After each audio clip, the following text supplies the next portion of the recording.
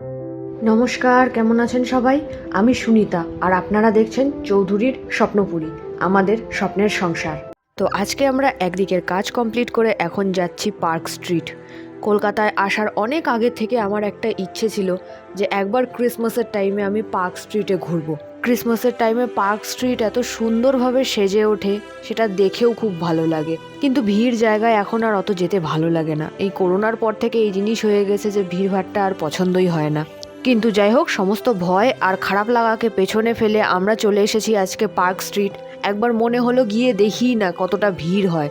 যদি সেরকম খুব ভিড় হয় তাহলে না হয় যাবই না ভেতরে। কিন্তু আজ আমাদের ভাগ্যটা ভালোই ছিল, কারণ যে সময়ে আমরা পৌঁছেছি সেই সময় তেমন কোনো ভিড় ছিল না। তাই আমি আমার ইচ্ছেটাকে খুব ভালোভাবেই পূরণ করতে পেরেছি। মন খুলে এই সময়টাকে আমি এনজয় করেছি, কারণ অন্ধকারের মধ্যে টুনির লাইট, এটা যেন আমার অতীতের গল্পের সাথে ম্যাচ করে। আর সুন্দরভাবে সাজিয়ে তুললে কারই না পছন্দ হয় কোনো জিনিস। আর ক্রিসমাসের টাইমে পার্ক স্ট্রিটের সাজ, এটা তো অনেক বিখ্যাত। এখানে এসে তো মনে হচ্ছে আমি যেন একটা আলাদাই দুনিয়াতে চলে এসেছি। যেহেতু এটা মেন রোড, তাই মাঝে মধ্যে ফুটপাথ দিয়েই হেঁটে চলতে হচ্ছে আর সাইড দিয়েই সবকিছু দেখতে হচ্ছে। কিন্তু মাঝে মাঝে কিছু জায়গা আছে যেখানে রোডের উপর দিয়েও যাওয়া যাচ্ছে, তো তখন এত সুন্দর লাগছে চারিদিকে সাজানোটা দেখে।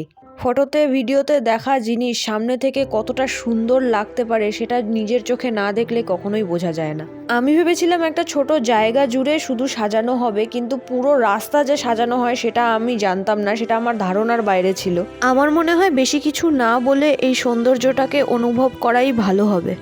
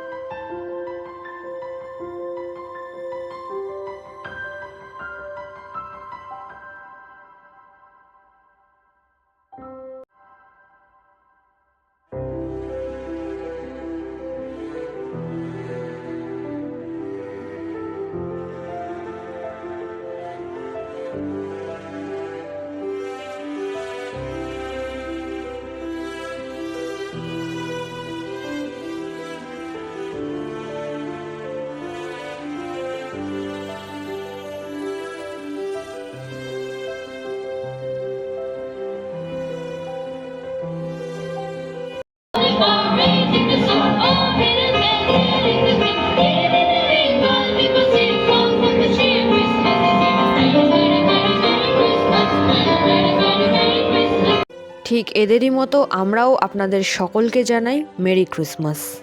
আজকের ব্লগটা এখানেই শেষ করছি। যদি ভালো লেগে থাকে তাহলে অবশ্যই লাইক করবেন, কমেন্ট করবেন আর শেয়ার করবেন সকলের সাথে। আর যারা যারা নতুন এসেছেন আমার চ্যানেলে তারা অবশ্যই সাবস্ক্রাইব করবেন।